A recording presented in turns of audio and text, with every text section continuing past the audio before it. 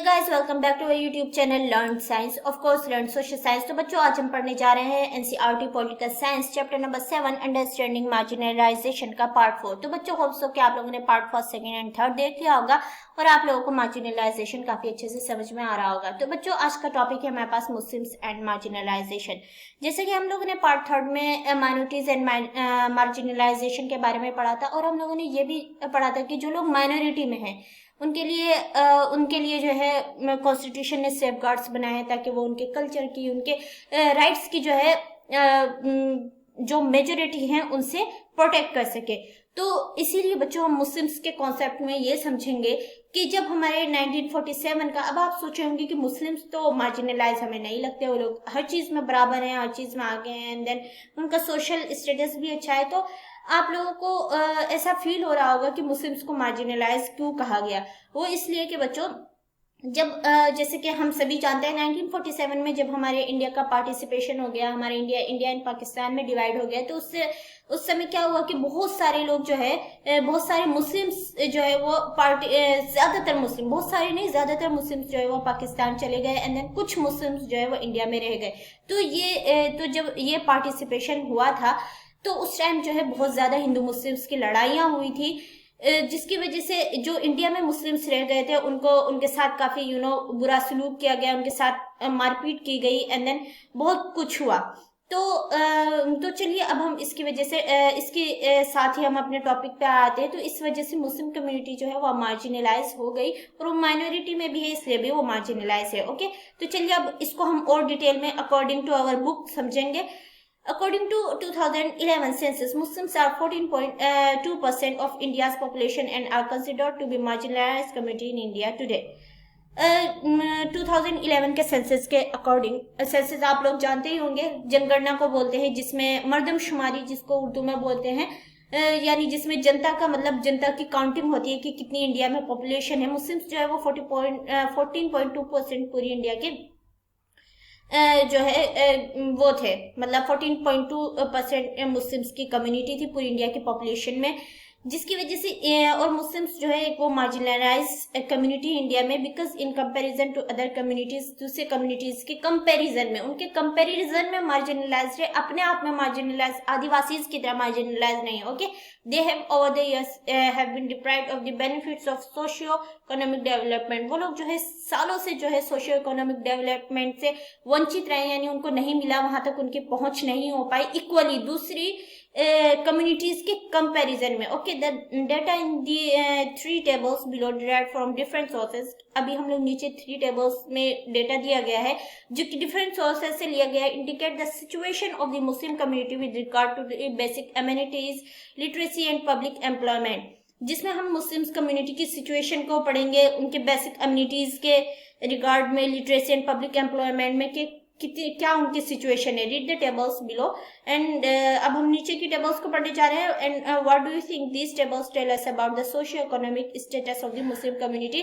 और फिर आपसे कहा जा रहा है कि आप क्या सोचते हैं इन टेबल्स को पढ़ने के बाद मुस्लिम्स के सोशियो इकोनॉमिक स्टेटस के बारे में। तो चलिए देख लेते हैं हम टेबल्स को। तो सबसे पहले है access to basic amenities 2008 to 2009 के जो बेसिक एमिनिटीज होती हैं, यानी जो हमारी बेसिक जरूरियात है, सुविधाएं, उन तक पहुंच का डेटा है 2008 to 9 तक का। ओके, रिलीजियस कम्युनिटी, हिंदूज, पक्का हाउसेस हिंदूज के पास है 65.4%, इलेक्ट्रिसिटीज हैं 75.2%, टैप वाटर है 43.7%, और मुस्लिम्स के पास है 63.8%, पक्का हाउसेस, इलेक्ट्रिसिटी 65%, टैप वाटर 35.8%। तो बच्चों, मतलब ये दिखाया गया आपको, दिखाया जा रहा है, मतलब थोड़ा ही अगर आप देखें तो ज्यादा फर्क नहीं है, फर्क है। जैसे इलेक्ट्रिसिटी में हम देख सकते हैं 10% के अराउंड हमारे पास फर्क है टैप वाटर में, बट पक्का हाउसेस में थोड़ा फर्क है। तो बेसिक एमिनिटीज जिसकी वजह से दूसरे कम्युनिटीज के कंपैरिजन में कम है, क्रिश्चियंस ईसाइज के कंपैरिजन में कम है, जिसकी वजह से जो है मुस्लिम कम्युनिटी मार्जिनलाइज है। Public employment of Muslim communities percent, जो पब्लिक एम्प्लॉयमेंट है ऑल जो है 74% हिंदू, 63% है जैसे पब्लिक एम्प्लॉय, जैसे जो सरकारी काम में होते हैं बच्चों। ओके, मुस्लिम्स 57%, एंड देन अब यहाँ पब्लिक एम्प्लॉयमेंट ऑफ मुस्लिम्स, अब यहाँ पब्लिक एम्प्लॉयमेंट जो मुस्लिम्स में है, पॉपुलेशन कुल कितनी है 13.5%, आईएएस ऑफिसर कुल 3% है, आईपीएस ऑफिसर कुल 4% है, आईएफएस ऑफिसर ओनली 1.8% है, central public sector unit PSU में 3.3% है, स्टेट पीएसयू में 10.2% है, बैंक एंड आरबीआई में 2.2% सिर्फ मुस्लिम एम्प्लॉयमेंट से। तो ये आप लोगों को कुछ डेटा दिख रहा है, तो अब आपको कहा गया है कि इन डेटा को पढ़िए और सोचिए कि मुस्लिम्स की क्या कंडीशन है इन पब्लिक स्टेटस में। ओके, तो चलिए अब हम आगे बढ़ते हैं और डिटेलिंग में जाते हैं। Recognise that Muslim in India were lagging behind in terms of various development indicator, the government set up a high level committee in 2005 कि ये जो मुस्लिम्स जो मतलब डेवलपमेंट में जो पीछे रहे हैं, तो इनके लिए सरकार ने क्या किया, एक हाई लेवल कमेटी 2005 में सेटअप की, चेयर्ड बाय जस्टिस राजेंद्र साचार, जो कि चेयर की गई जस्टिस राजेंद्र साचार द्वारा। The committee examine the social, economic and educational status of Muslim community in India. जो कमेटी का काम था वो ये था कि उसने social, economic and educational status को मुस्लिम्स की जो इंडिया में है उसको परखा, जांचा, एग्जामाइन किया। The report discuss in detail the marginalisation of this community, और इस रिपोर्ट ने जो है डिटेल में डिस्कस किया इस कम्युनिटी के मार्जिनलाइज होने के रीजन को। It suggested that on a range of social, economic and educational indicator, the situation of the Muslim community is comparable to that of other marginalized community like scheduled caste and scheduled tribe। इन्होंने मशवरा दिया कि जो Muslims की जो social, economic and educational जो status है, उनकी जो सिचुएशन है, जो वो दूसरी अदर जो मार्जिनलाइज्ड कम्युनिटी है जैसे scheduled caste and scheduled tribes, उनके कंपैरिजन में इट मीन्स के उन्हीं की तरह हो गई है। फॉर एग्जांपल, जैसे कि according to the report the average year of schooling for Muslim childrens between the ages of 7 to 16 is much lower than that of other socio religious communities. जैसे कि अकॉर्डिंग टू एक report के अनुसार जो Muslims में जो बच्चों को एवरेज ईयर है स्कूल में डालने की, ये स्कूल में पढ़ने की जो एवरेज ईयर है वो 7 से 16 साल के बीच रहती है, जो कि दूसरे अदर सोशियो रिलीजियस कम्युनिटी के कंपैरिजन में कम है। Okay, economic and social marginalisation. अब चलिए अब देखते हैं कि वजह क्या रही इस मार्जिनलाइजेशन की और किस तरह, मतलब ये तो हमने सोशल एंड इकोनॉमिकल और उसके अनुसार पढ़ लिया जो बेसिक एमिनिटीज हैं।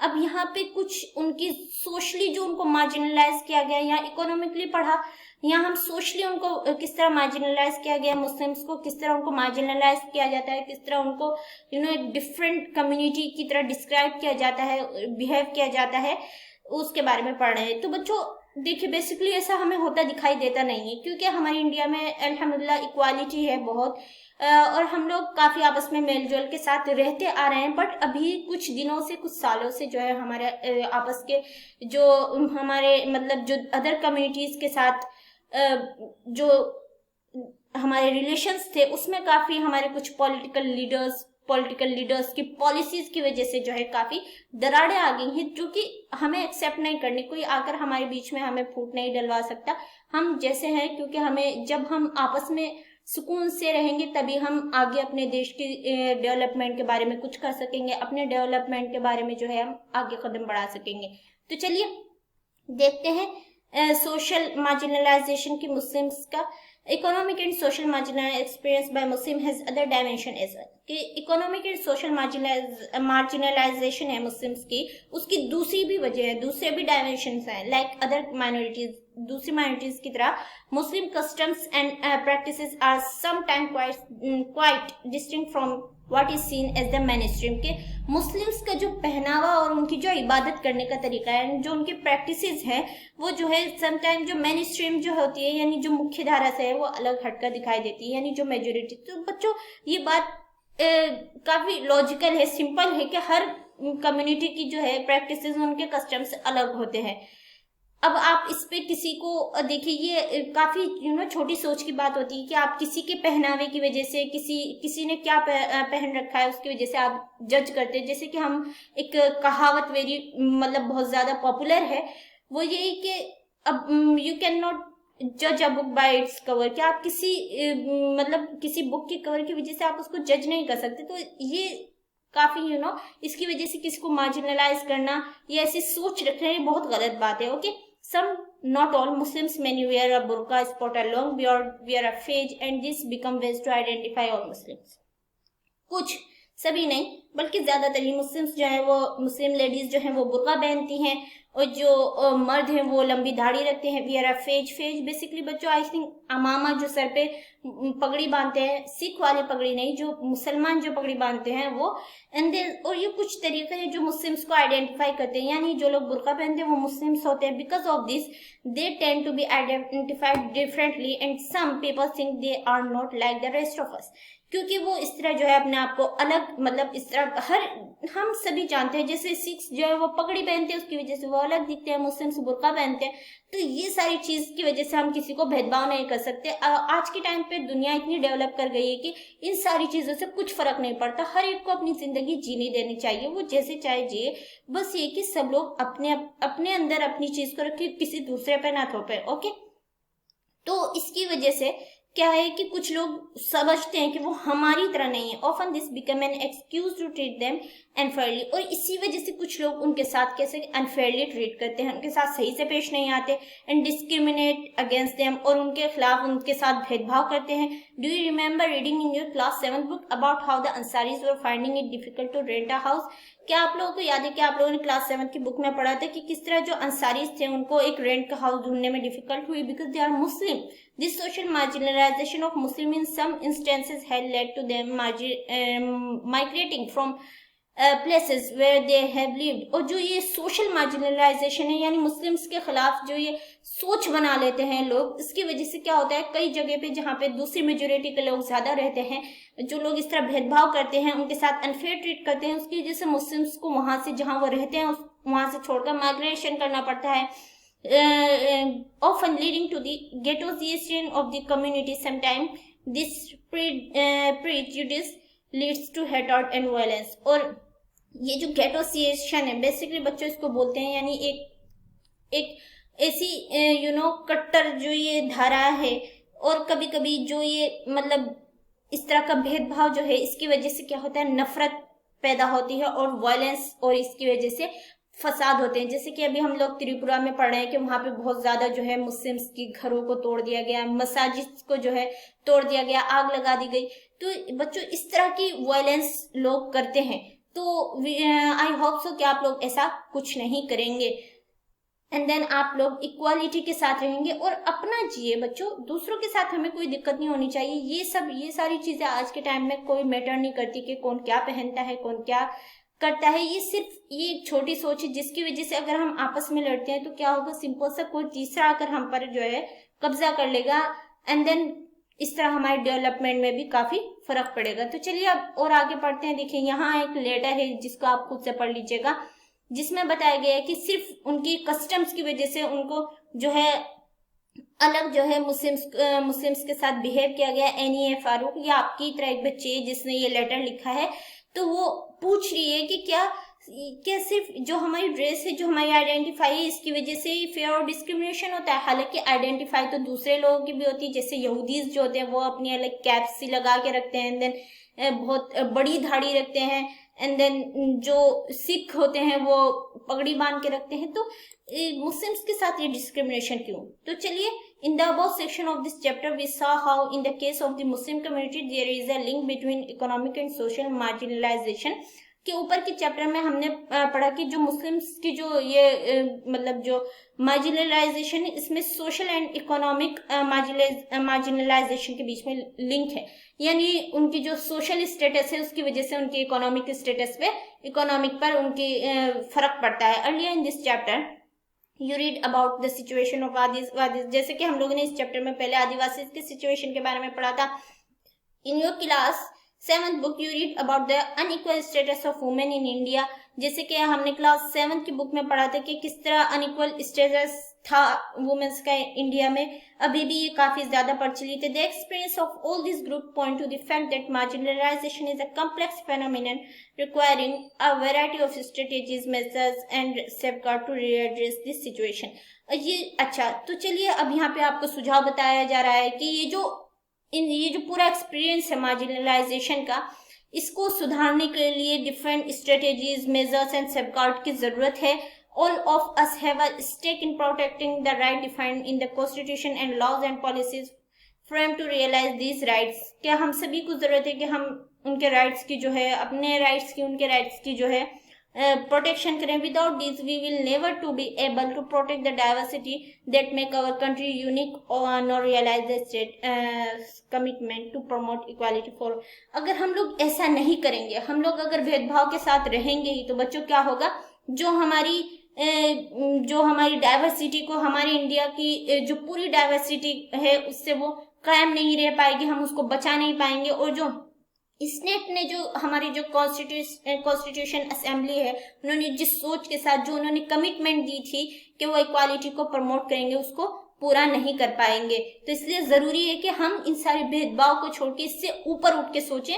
ये तो काफी मतलब नीचे की सोचना हुआ बच्चों, इससे ऊपर उठ के सोचिए और देखिए कि आपको कहाँ पे जो है आपकी डेवलपमेंट हो रही है, उस तरफ बढ़िए। ये सारी छोटी छोटी चीजों में मत फंसिए और न ही किसी की बातों में आइए, न किसी पॉलिटिकल लीडर की बातों में आइए, क्योंकि बच्चों उनका काम होता है सिर्फ अपनी कुर्सी बचाना। ओके, तो चलिए अब इसका कंक्लूजन पढ़ लेते हैं कि ये जो पूरा चैप्टर हमने मार्जिनलाइजेशन के बारे में पढ़ा, इसका कंक्लूजन क्या निकलता है।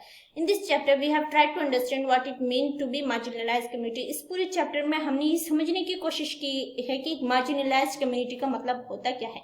We have tried to look at this through the experience of different marginalised community, और हमने जो है इसको समझने की कोशिश की है डिफरेंट मार्जिनलाइज्ड कम्युनिटी ने जो एक्सपीरियंस किया है, उनके एक्सपीरियंस के थ्रू हमने इसको समझने की कोशिश की है।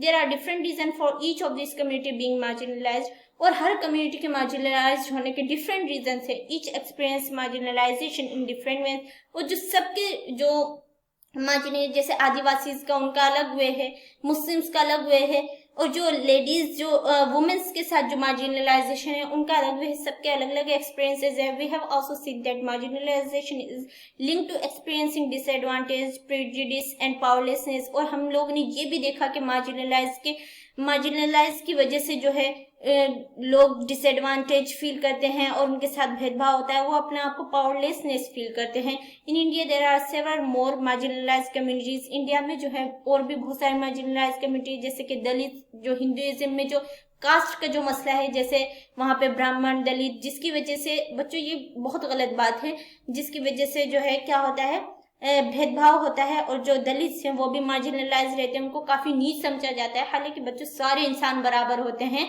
हमें किसी को नीचा नहीं समझना चाहिए। अगर कोई कम होता है तो वो अपनी कैरेक्टर की वजह से होता है, यानी जो बुरे काम करता है वही नीचे होता है, बाकी सब बराबर होते हैं, सब लोग ऊपर होते हैं। कोई जात पात की वजह से कुछ भेदभाव नहीं करना चाहिए। ये सारी पुराने जमाने की बातें हैं।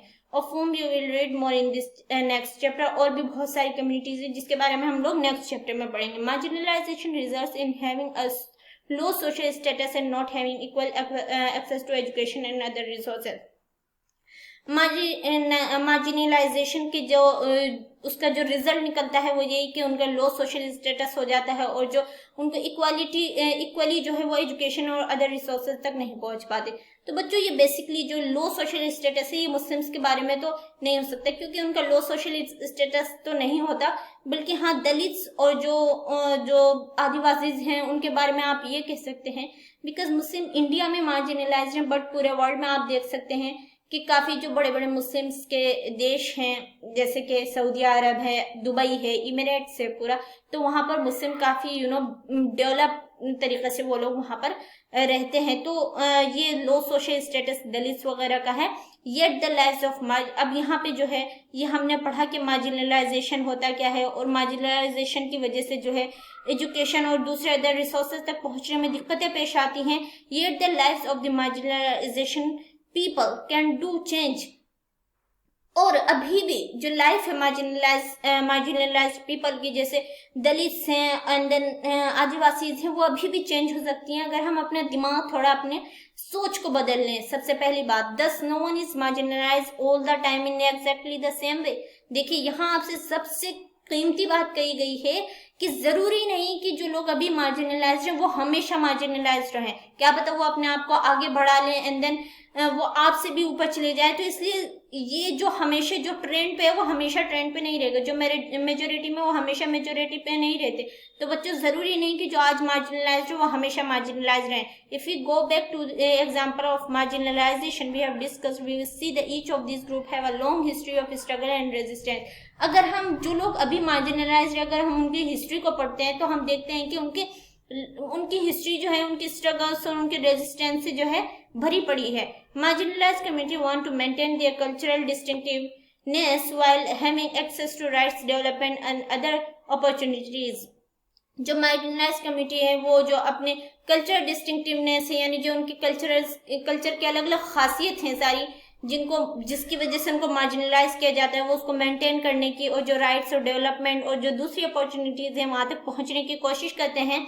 इन द नेक्स्ट चैप्टर, अब नेक्स्ट चैप्टर में we read about how the different group have confronted marginalisation, के हम लोग पढ़ेंगे कि किस तरह डिफरेंट ग्रुप्स को जो है मार्जिनलाइजेशन का सामना करना पड़ा, ये हम नेक्स्ट चैप्टर में पढ़ेंगे। तो चलिए बच्चों, इसके साथ ही हमारा चैप्टर समाप्त हो गया। तो होप सो कि बच्चों आप लोगों को मार्जिनलाइजेशन काफी अच्छे से समझ में आया होगा और आप लोगों ने समझा भी होगा। ये सिर्फ सोच की बात होती है बच्चों, जिसकी वजह से कोई भी कम्युनिटी जो है वो मार्जिनलाइज हो जाती है। मार्जिनलाइज होने की सबसे बड़ी वजह है कि वो लोग पूरी तरीके से जहां एजुकेशन और जो अदर अपॉर्चुनिटीज हैं, सोशल इकोनॉमिकल जितनी अपॉर्चुनिटीज है वो वहां तक पहुंच नहीं हो पाती, जिसकी वजह से उनकी इकोनॉमिक कंडीशन खराब हो जाती है और जिसकी वजह से जो है क्या होता है वो लोग मार्जिनलाइज हो जाते हैं। तो प्लीज आज के जो ये टाइम है ये ऐसा नहीं रहा। अब अपनी सोच को बदलने की जरूरत है। हम किसी को उसके जो है उसके पहनावे की वजह से या उसकी किसी की ड्रेस की वजह से हम किसी को जज नहीं कर सकते। हमें इक्वली रहना है और आपस में मेल जोल के साथ रहना है। इसी में हम सबका विकास है, आपका विकास है। इससे हम डिफरेंट स्ट्रेसेस से, डिप्रेशन से, आपसी लड़ाई झगड़े से भी बचे रहेंगे। तो चलिए बच्चों, होप सो कि आप लोगों को काफी अच्छे से समझ में भी आ गया। काफी अच्छी बातें मैंने आप लोगों को बताई, आप लोग उस पर जरूर फॉलो करेंगे आप उनको। एंड देन अगर आप लोगों को वीडियो अच्छी लगी हो, समझ में आई होगी, तो वीडियो को लाइक कीजिएगा। और अगर आप हमारे चैनल लर्न साइंस पर न्यू है तो हमारे चैनल लर्न साइंस को जरूर सब्सक्राइब कीजिए। मिलते हैं अगली वीडियो में, तब तक के लिए गुड बाय।